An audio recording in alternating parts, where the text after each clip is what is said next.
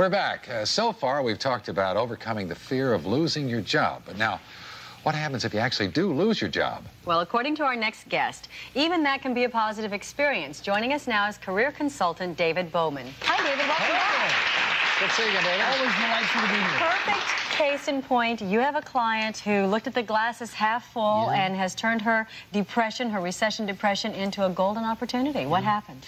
It's an ideal time to reevaluate your life. What have you been doing, and what do you want to do from here? You know, there's an old adage that says you do best what you best like to do. Conversely, you do least best what you least best like to do. So let's look at what you like to do. Now, if you've been laid off, if you've been fired, maybe there was something in that process that you didn't like to do. Maybe that was part of the reason you were laid off or fired. So let's look at that. Maybe, just maybe, you've always wanted to start a business of your own. This is an ideal time to look at that because, you know, a lot of communities in this country and a lot of industries are really heavily hit with recession, and there are no jobs. But there are opportunities. Oh, boy. It takes someone like you to point them out. So let's now go to tape and meet one of David's clients who took his advice and started her own business. And it's everything but up. It is. When Susan Seach lost her job as a management and computer consultant last September, she had to think fast about finding another source of income. I thought, what am I going to do now? And I've always wanted to have my own business, so this was a perfect opportunity to start my own business. Now, why don't I try to start a business, an errand service? With my grocery shopping, I like to keep my customers on a retainer basis where they will estimate how much per month they spend on groceries. And they'll write me a check for that amount, and during the month, I'll do the grocery shopping for them and just withdraw from that retainer. Joining us now is Susan Seach. Susan, nice to have you with us today. And congratulations.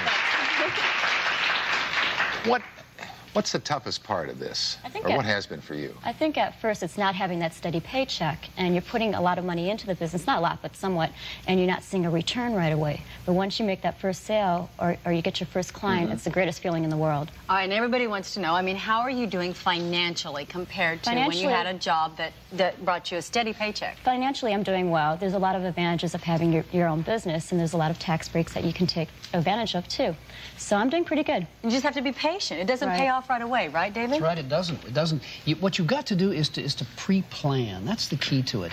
While you're still employed, put together a business plan. That's the key. Put together some time frames, what you're going to do, when you want to do it. You know, it takes between 3 months and a year for a successful business to begin to really pay back.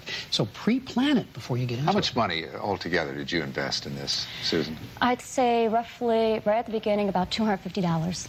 $250, It was really which is a considerable sum when you don't have an income coming in. Yeah. Now, David, the facts are that every, 45 seconds someone's starting a business. That's right. Yet the business failure rate in this country, small business failure rate, is 90%. 90%, 10%. So it's critical. Yeah, that's right. Critical that what you choose to do has a chance to survive out there. What do you make that decision upon? There are some odds that you can play, and the key elements here, Gary and Dana, are you have to make sure you're capitalized. You know, we talked about 3 months to a year. And you stay the course. Exactly. You've got to make sure you got enough income, and you either save for that, or you go out and find some investors or whatever. You also have to make sure that you've got a promoter involved with you.